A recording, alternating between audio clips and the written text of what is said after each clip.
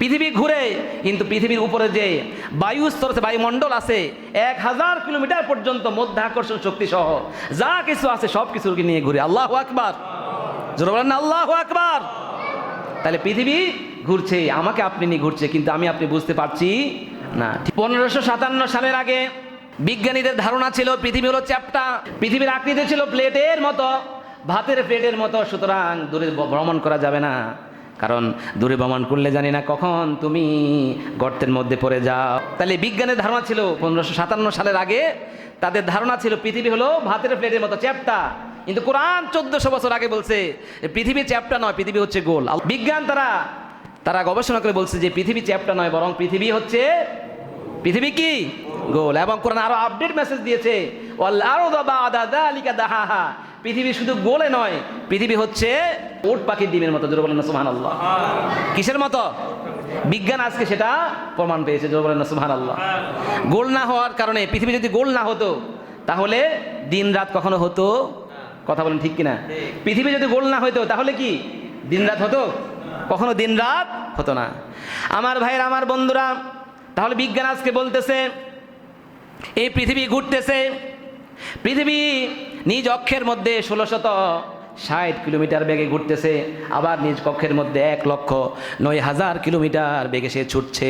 আল্লাহ বলছেন যে আমি পৃথিবীর মধ্যে তোমাদেরকে দোলনার মতো, আমি দোলনার মধ্যে মানুষ যেমন আরামে ঘুমায়, আরামে সে এই দোলনার মধ্যে দুলতে থাকে, তেমনি এই পৃথিবীকে তোমাদের জন্য দোলনা বিছানা হিসেবে বানিয়ে দিয়েছি। জোরে বলেন না সুবহানাল্লাহ। তাহলে এই পৃথিবী বন্দুকের গুলির মতো ছুটছে, কিন্তু আমি আপনি টের পাচ্ছি? কথা বলেন না। যদি এই যে পৃথিবীতে ঘুরে, তাহলে আমরা এত কষ্ট করে প্লেনে উঠি কেন? কথা বলেন না। আমি আপনি বেলুনে যদি উপরের দিকে উঠে যাই, তাহলে তো আমেরিকা চলে যাওয়া যাবে, ইউরোপে যাওয়া যাবে। কথা বলেন, এত কষ্ট করে আর বিমানের টিকিট কিনা লাগবে না। পৃথিবী ঘুরে, কিন্তু পৃথিবীর উপরে যে বায়ু স্তর আছে, বায়ুমণ্ডল আছে 1000 কিলোমিটার পর্যন্ত মধ্যাকর্ষণ শক্তি সহ যা কিছু আছে সব কিছুকে নিয়ে ঘুরে। আল্লাহু আকবার, জোরে বলেন না আল্লাহু আকবার। তাহলে পৃথিবী ঘুরছে, আমাকে আপনি নিয়ে ঘুরছে, কিন্তু আমি আপনি বুঝতে পারছি না। রব্বুল আলামিন বলছেন ওয়ালা তামশি ফিল আরদি মারহা, বান্দা এই জমিন আমি দিয়েছি, এই জমিনের মধ্যে অহংকার প্রদর্শন করে তুমি চলাফেরা করবে না। আমার বন্ধুরা, তাহলে এই পৃথিবী ঘুরতেছে ঘুরতেছে, আল্লাহ রব্বুল আলামিন আসমান, জমিন, চন্দ্র, সূর্য, গ্রহ, তারা, নক্ষত্র এত সুন্দরভাবে সাজিয়েছেন। আল্লাহ তাআলা সূর্যকে যে জায়গার মধ্যে স্থাপন করার কথা ঠিক সেই জায়গার মধ্যে স্থাপন করেছেন। চন্দ্রকে, পৃথিবীর একমাত্র উপগ্রহ চন্দ্র যে জায়গায় স্থাপন করার কথা ঠিক সেই জায়গায় স্থাপন করেছেন। যদি সূর্যকে নিজ অক্ষর থেকে, নিজ কক্ষ থেকে যদি আল্লাহ রাব্বুল আলামিন সূর্যকে যদি নিচে নামিয়ে দিত, তাহলে সূর্যের তাপে এই পৃথিবীর সব কিছু জ্বলে পড়ে ভস্ম হয়ে যেত। আল্লাহু আকবার। আবার যদি পৃথিবীর কক্ষ থেকে আবার যদি সূর্য যদি তার কক্ষ থেকে উপরে উঠে যেত, তাহলে এই পৃথিবীর সব কিছু হিম, শীতল, ঠান্ডা, বরফ হয়ে সব জমে যেত। আল্লাহু আকবার।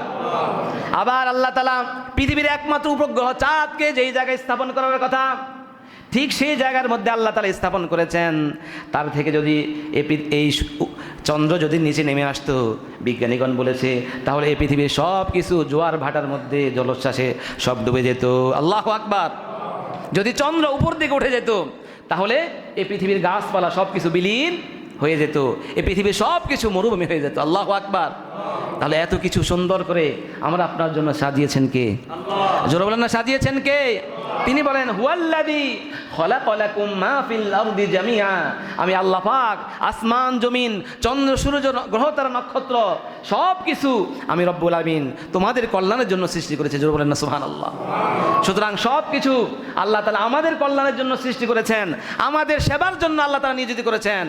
আমাকে আপনাকে আল্লাহ তাআলা একটা উদ্দেশ্য নিয়ে সৃষ্টি করেছেন। ওমা খলাকাতুল জিন্না ওয়াল ইনসা ইল্লা লিয়াবুদুন। ইবাদত করতে হবে কার? ইবাদত করতে হবে কার?